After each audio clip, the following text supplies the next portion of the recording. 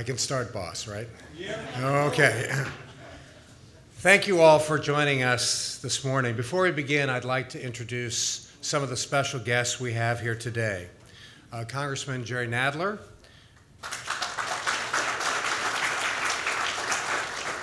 Assemblymember Steve Engelbright, Assemblymember Steve Otis, Assemblymember Christine Pellegrino, Assemblymember David Weprin. Now, I'd also like to introduce Mark Eisman, Director of Natural Resources Defense Council.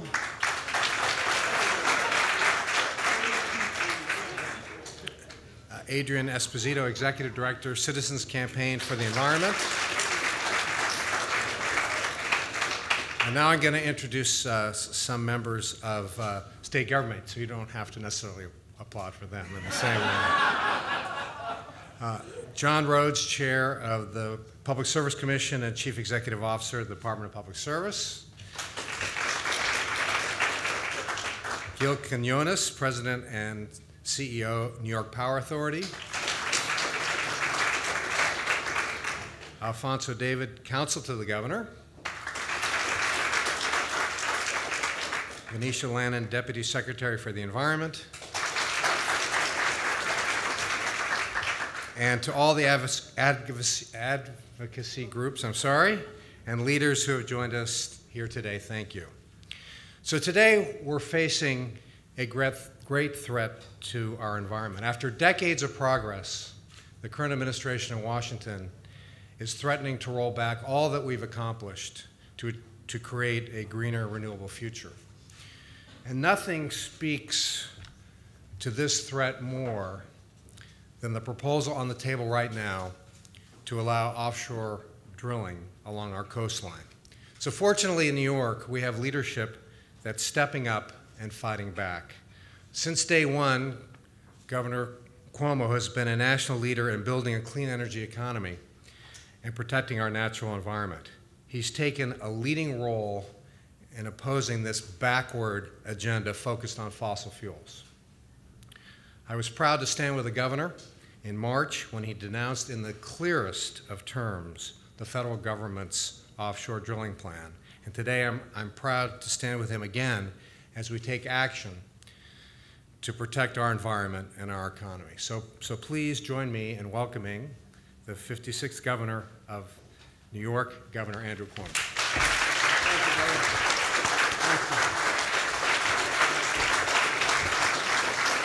Thank you. Thank you, thank you, thank you. Thank you. Thank you. I don't know why Richard said no applause for state government. Let's hear a round of applause for state government officials.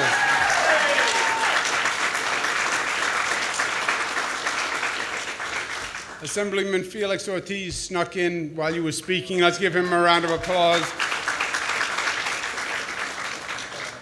It's a pleasure to be with all my colleagues in elected government. Congressman Jerry Nadler, we had a great conversation this morning. My colleagues in the Assembly who have been leading the way in bringing this state forward. Assemblyperson Joanne Simon also snuck in. There are a lot of sneaking in. Let's give Joanne Simon a round of applause.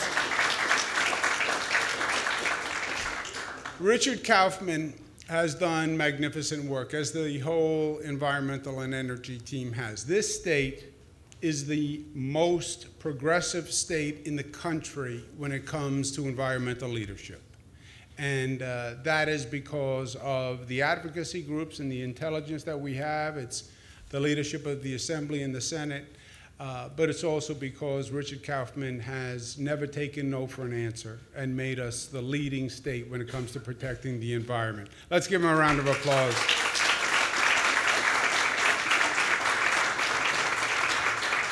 And we have Mark Eisman from the Director of the National NRDC. Pleasure to be with you. And Adrian Esposito, you'll hear from in a moment. We're at this beautiful site for two reasons. Number one, because it's a beautiful site, and we wanted you to have a nice view.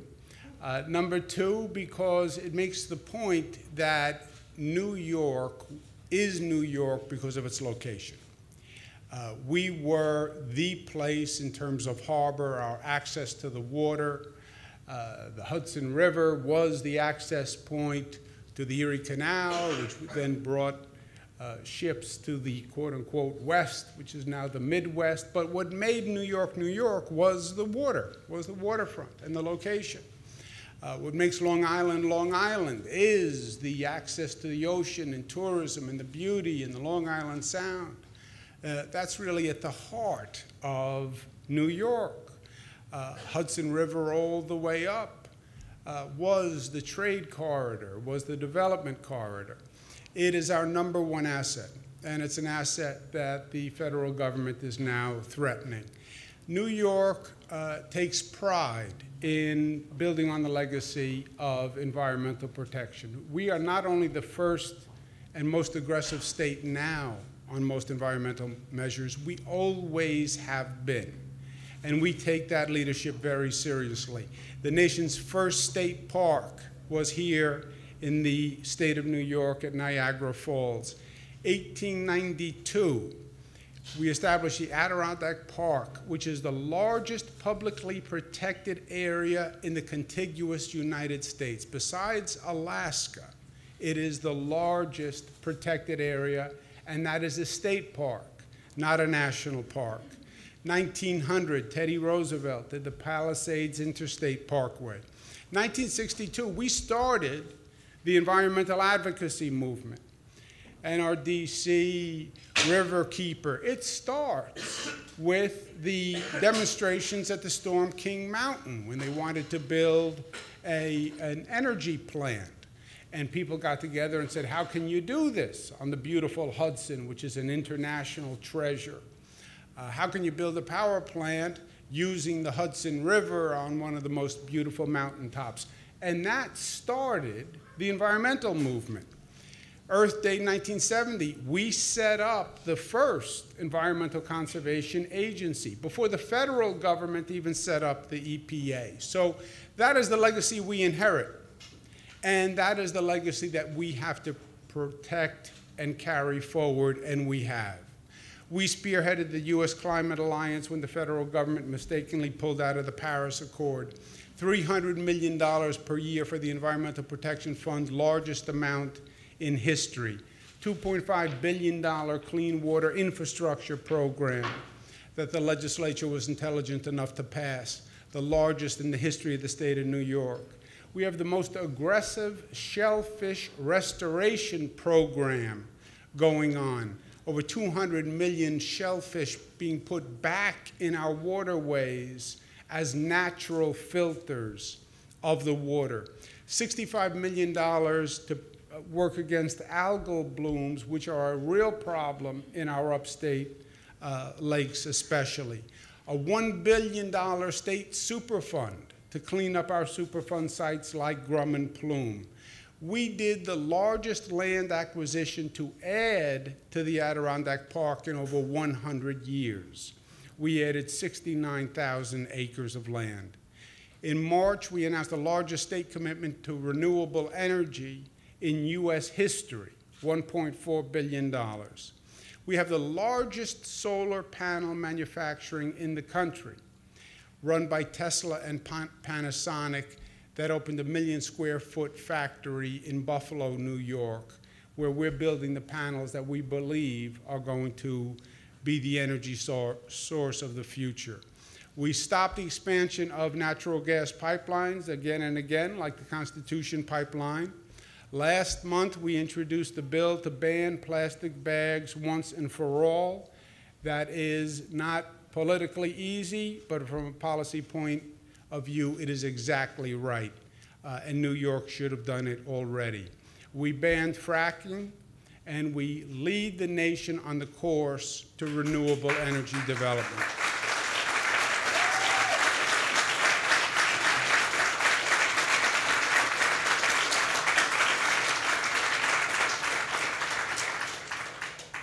We have the nation's leading commitment to clean energy, and it is actually happening and happening now with projects that are underway.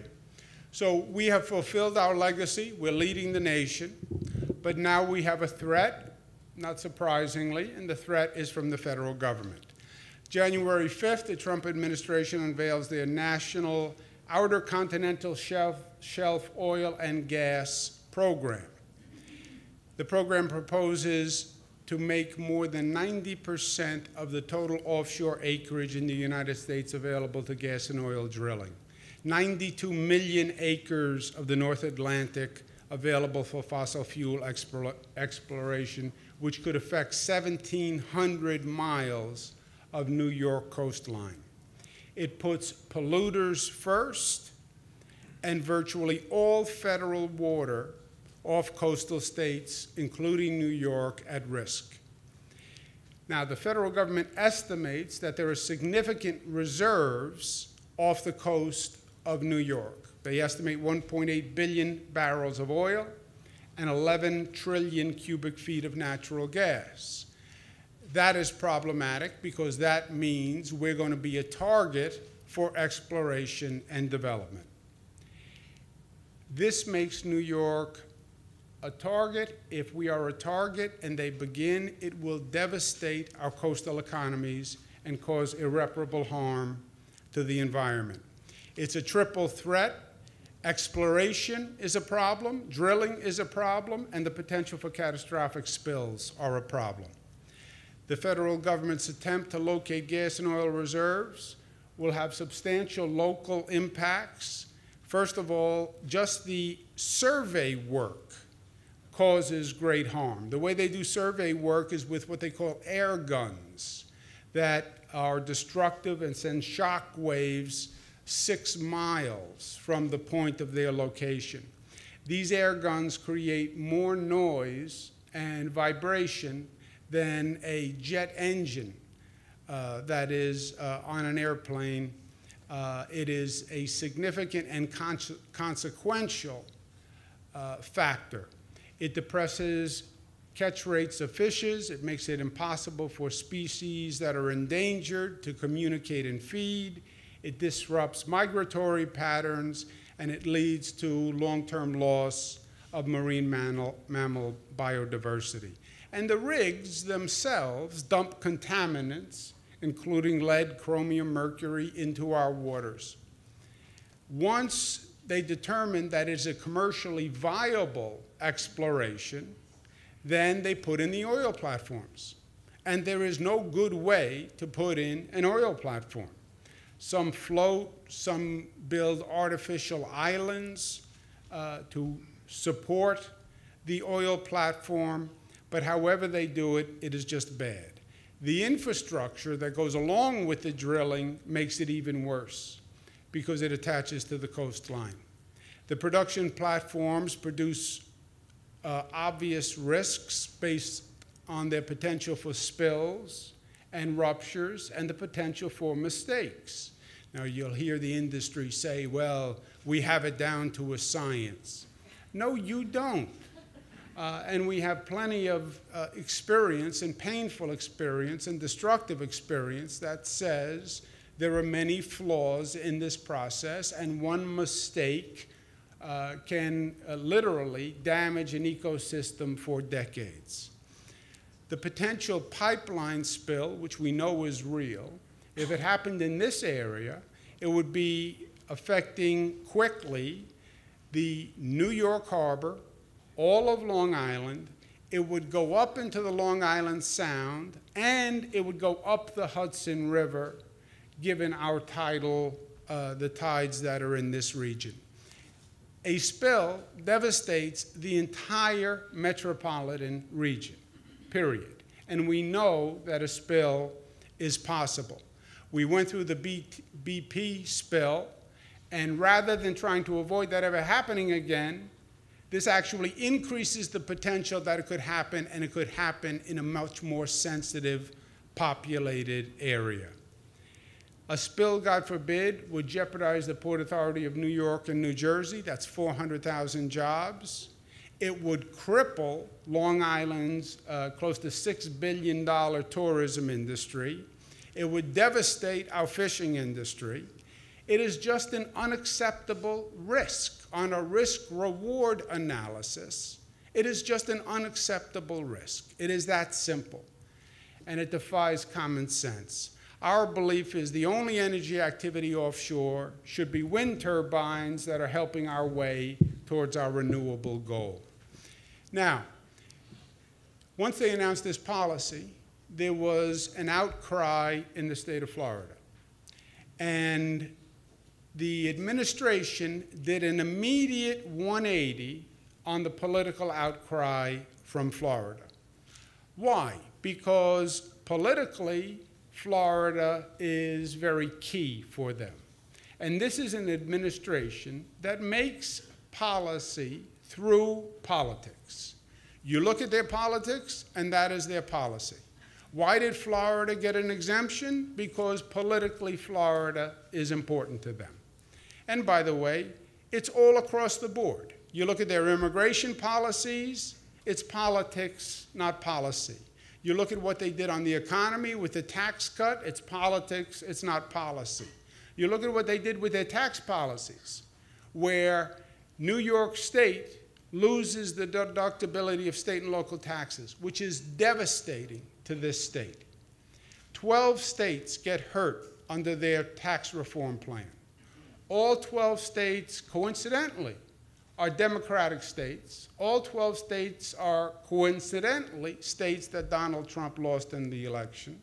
All 12 states are states that, coincidentally, have no senator in the U.S. Senate.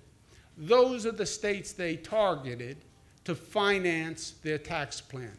They take an additional $16 billion from New York State taxpayers by the loss of the deductibility so they could finance a tax cut for the richest Americans. So their policy is made by their politics. Unfortunately, New York is not politically important to them. They see us as a democratic state. It's a state that Trump lost, so we are last on their list when it comes to priorities. We have to do everything that we can do to stop offshore drilling. First, we're going to advocate to the federal government to stop permitting and exempt us from the federal program. The Secretary Zinke is now in the midst of the permitting process. We have to organize, and we have to make our voice heard. On the merits, it's not even close. If you exempt Florida, because it would be economically deleterious to the state of Florida, well, then you have to exempt New York. They said it would have a negative impact on Florida's economy because of tourism. Florida has the #2 tourism market in the country. We're #3. It employs 456,000 people in Florida. It employs 320,000 people in New York. 11 billion wages in New York, 12 billion in Florida. 23 billion in GDP, 28 billion in GDP. So if you're going to do it on the merits at all, you exempted Florida, you should exempt New York, because politics aside, as a matter of merit, it would be just as damaging to New York as it is to Florida. And if that was the rationale for Florida, apply that rationale to New York and exempt New York from offshore drilling. We're going to have to make the case. Vice President Gore has joined our advocacy efforts. The environmental groups in this state are very powerful, and if they mobilize, and if they energize, and if they focus on a goal, I believe we can make a significant difference. We have a website that is going to direct comments to the President and to Secretary Zinke and to the elected officials in New York, our federal elected officials, to make sure they know we want them to tell the federal government that we are totally against offshore drillings. But we need your voices heard. We need the environmental community, informed citizens, to stand up and say, this makes no sense in the state of New York. Second, we want to pass a law that protects our state from offshore drilling. And our law would do three things. We call it the Save Our Waters Bill. We're going to propose it today. Number one, it prohibits leases for oil and gas exploration or production in New York waters, including Long Island, New York City, and the Hudson River. Number two, it prohibits infrastructure such as pipelines from contacting any New York shoreline, okay? So if the federal government argues, well, we're doing this in federal water, there's an annoying concept called preemption, where the federal government says a state is preempted and they have the right to approve it because it's in federal water. Okay, but you can't, we control our state and our shores, and no infrastructure can connect with our state. You put in a oil platform, you better be prepared to run that pipe to Virginia because it's not going to run to the state of New York. Third, prohibit the transport within the state of offshore crude oil produced in federal waters off the coast of New York.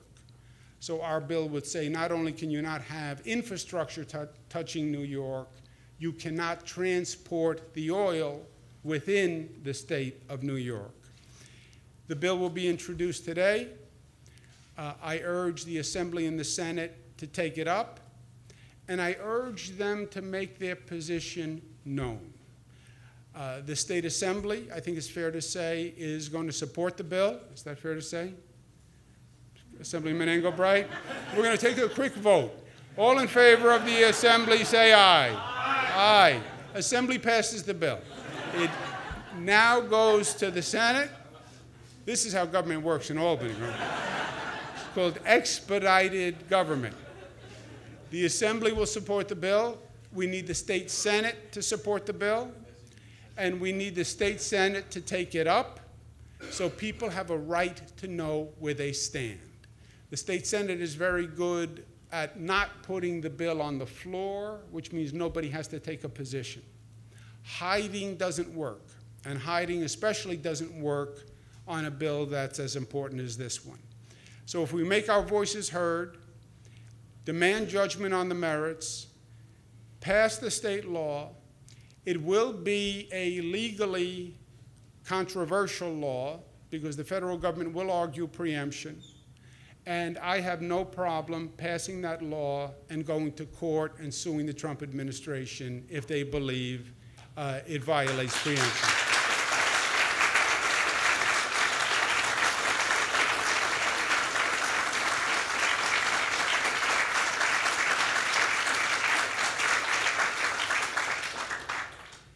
The federal government should hear my message.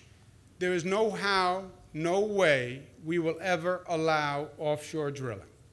We're going to advocate, we'll pass the law, we'll go to court. If that doesn't work, we're going to take a page out of the book from Winston Churchill and Dunkirk. What Winston Churchill did, they were all alone, England, they were isolated. They had 300,000 troops stranded on the French shoreline. The navy of the English fleet was down. He had citizens, charged citizens with pleasure crafts to go across the English Channel and rescue the 300,000 stranded soldiers. 800 citizen craft went across the English Channel and rescued 300,000 of the English soldiers. If they go to put a platform up or an exploration task force up, I am going to commission a citizen fleet because we don't have a navy. We have a navy, but it's a very small navy. I am going to commission a citizen fleet from throughout the state to go out and interfere with their federal effort, just as Winston Churchill did in Dunkirk. If you think I'm kidding, I'm not, and I'm going to lead that citizen fleet. Because look, this is not happening in a vacuum. The federal government is attacking New York values. They're attacking the New York economy. And now they are attacking our environment and our public health. Everything this federal government has done since they have taken office has been against every principle that New Yorkers stand for. They've attacked a woman's right to choose. They've attacked immigration policies. They're against diversity. They're against the LGBTQ community. They're against individual rights. They're against everything that we hold dear. They're even against the New York State economy, which is what they did with that tax bill and deductibility. They literally attacked our economy to try to make us less competitive nationwide. They are using their policy as political retaliation. And it has to stop, and it's only going to stop if we stand up and stop it. The only way you stop a bully is by standing up and putting your finger in his or her chest. And we have to stand up, and we have to stand up for New Yorkers, and that's what we're going to do now. We know where they're going. This is the extreme anti-science conservatives who disregard science, disregard data, disregard facts, disregard history, and just believe they know better, and that this is the way the economy should grow, by plundering Mother Nature. There is no economy that grows by going backwards. You listen to all of their theory. We're going to go back to fossil fuels. We're going back to coal. We're going to set up big manufacturing plants again. There is no economic plan that says we're going to go back to the old economy, because there is no old economy. There's only a new economy. And if you want to move forward, you go into the new economy. You don't politically assuage people's economic anxiety by saying, don't worry, I'm bringing back the old days, the good old days, when you worked in the steel plant and you worked in the aluminum plant. The old days are gone. That's why they are the old days. And that economy is gone. We should be moving forward. And moving forward is renewable energy. It is the only option. It is the best option. A smart economic plan.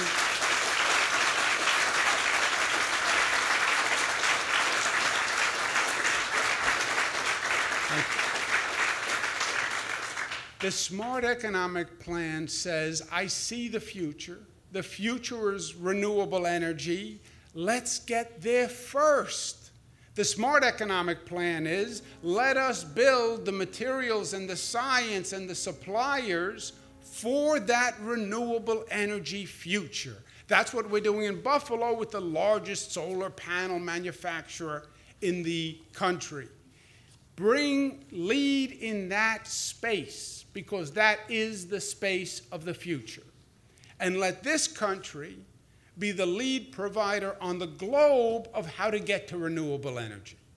That is the smart economic plan, and that is the plan for the state of New York. We are not going to go backwards.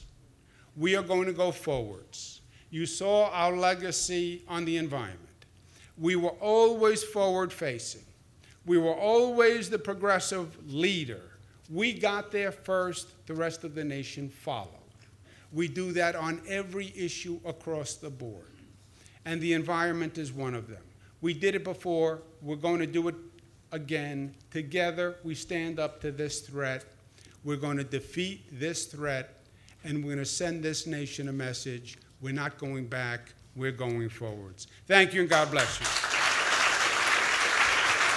Ladies and gentlemen, Mark Eisman.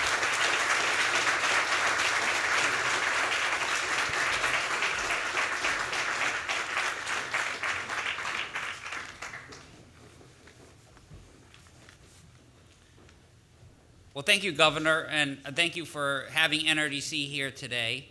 I just also wanted to thank your superb environmental and energy team that you have in New York State government. They're really they're the best, and we want to thank them as well. And I just want to acknowledge Sarah Chases and Allison Chase, too, from the NRDC Oceans team. In these challenging days, it is encouraging for all of us to see New York State taking action and defending our planet and our future. All New Yorkers stand with you to oppose the federal offshore drilling plan. This plan is a danger to our environment, to our economy, and as you said, to our values here in New York. Hundreds of thousands of New York jobs and billions of state dollars depend on clean, oil-free water and beaches, as well as abundant fish and wildlife. And drilling or exploration anywhere along the East Coast would put New York at risk. Oil spills don't stop at state boundaries and can be carried far along the coastline. Our state's fishermen catch species that move throughout the region. The administration in Washington is willfully ignoring the risks and the clear evidence that fossil fuels are no longer economically or environmentally sustainable.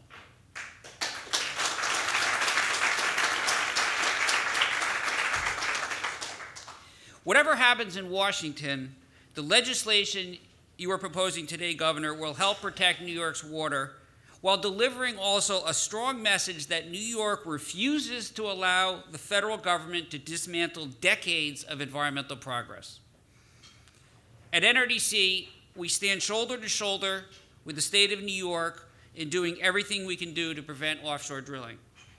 We also want to thank our partners here today, including Riverkeeper, who day in and day out have been fighting for a cleaner, better future for this state and for this country. And we are grateful to Governor Cuomo for proposing this bill that says no to offshore oil.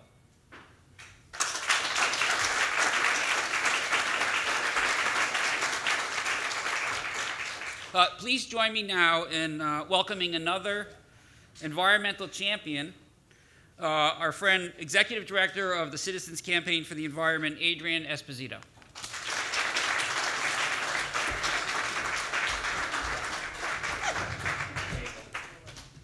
I'm literally getting a step up. I'm really excited today and proud to be able to join Governor Cuomo, many elected leaders, and also the environmental advocates who are in the room, who fight, all of you, every day to protect our environment and for clean water. As Governor Cuomo recognizes, our environment and coastal water resources are essential to our quality of life. I feel like we should say the 1970s called and they want their energy plan back.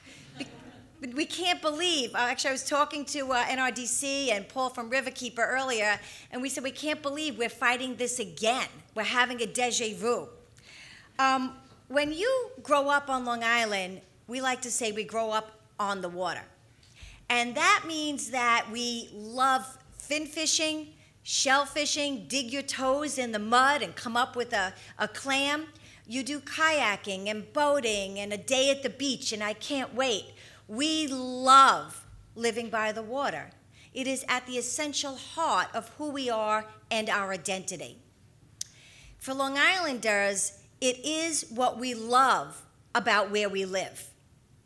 And for that reason, this insidious plan must be stopped that the federal government has introduced. We consider the ocean our backyards. Sometimes we consider it our front yards, but we never consider it our junkyard. So we have to fight this plan because it cannot take away the very essence of our identity. This proposal makes no sense in the 21st century economy. Governor Cuomo has put us on a path to increase renewables and break the shackles of fossil fuels. That means in our future, we will no longer be fossil fools. This is the exact right plan for our future, one that we depend on, one that we critically need for our sustainability and our livability. So I'm delighted, actually, and I'm actually relieved to live in a state where a governor not only recognizes the value economically of clean water, but also the societal value placed on clean water. So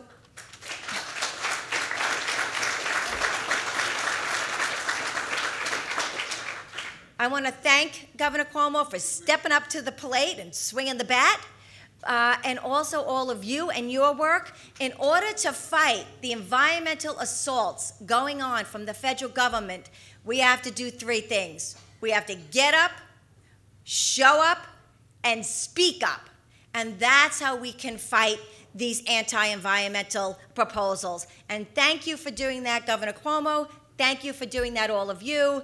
The battle has begun, and we are going to win. Thank you so much.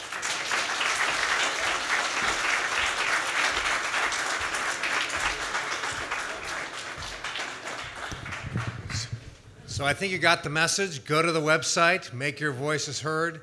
This concludes our program. Thank you all very much.